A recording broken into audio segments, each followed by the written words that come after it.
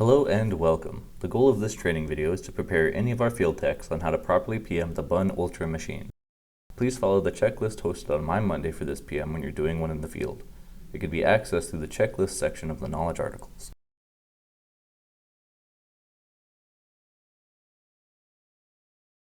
The first thing we should do before taking anything apart is check the filter on the back of the machine. If it looks dirty, we can rinse it off in the sink, making sure to run it under water upside down so we don't push the dust further into the filter. You can also scrub with a brush, as long as you're careful not to bend or otherwise damage the filter. We'll also want to clean off the condenser with a brush or vacuum. If your filter is irredeemable, don't feel bad about putting a new one on. We also want to make sure the store director is aware so they can set up a schedule to have the store team clean it off regularly. About once a week should be fine. Next, we're going to turn off the machine and remove the right side panel. It's a good idea to remove both, but you don't need to. While we have it open, we're going to check the fan housing to make sure it hasn't come loose. There are 3 screws on the housing itself and 4 on the brackets the housing screws into. We also want to make a mental note of how messy it is. When the store team doesn't put the hopper back on properly, it can cause product to leak inside the machine, and eventually it will dry out into hardened sugar crystal stalagmites and stalactites. If it looks super bad, we'll need to generate a new work order to come back and clean it out.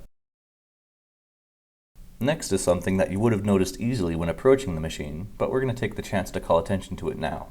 The lights above the product should be shining bright and clear, so if they're dim, off, or flashing, other than the blinking they do to show low product, it's time to get them changed out. It can be a very good option to call ahead to the store and let them know the day before that you'll be out to look over their machine. This will give them a chance to remove the product and clean it a little to make your job easier. If they haven't, it's still a good chance to check the condition of the product. We want to be sure the machine is in proper working condition and the slushy is properly slushed. If there seems to be an issue, we'll need to generate a new work order so we can come back and get it fixed up. At that point, you'll need to remove the product yourself, but it's not so hard. Just ask the store team for a food-safe container to pour it into. Once we're able to, we're going to remove the hopper and all the bits inside. When you have the auger in hand, look it over for any cracks or damage. You want to be sure to check inside the nose. I've seen plenty wear down to the point where it stops spinning completely. Then you're stuck with a massive clump of frozen product you have to deal with. Next, we're going to replace all the high wear seals. That includes the hopper, faucet, and auger shaft seals. To access the faucet seal, you'll need to remove the handle. You just need to push down where I am and unhook the handle from the hinge. After you do that, you can just lift the other section off of the hopper. And there's your seal. Whoops, there goes mine. These seals are directional, but the shape of them shows you which side needs to be facing out. Before putting it back on the hopper, you want to apply a small amount of lubricant to help it slide more easily. Then it's just a matter of doing what we did to take it off, but in reverse. Just push down and latch the handle on one side at a time.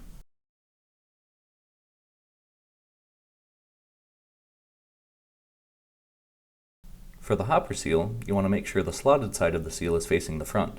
We're just going to push it onto the hopper and then apply some lubricant to this seal as well. Before we put the hopper back on, we want to make sure the auger shaft seal is in place and lubricated. Then we can put the auger on. And follow that up with the hopper. You can turn the auger by hand to help the hopper slide on more easily. You'll need to give it a bit of force to have it seat and lock properly. After that, we can put product back in the machine to test, turn it on, and check the drip tray for cracks. Once we're satisfied with the working conditions of the machine, we're good to pass it back to the store team and move on to the next call.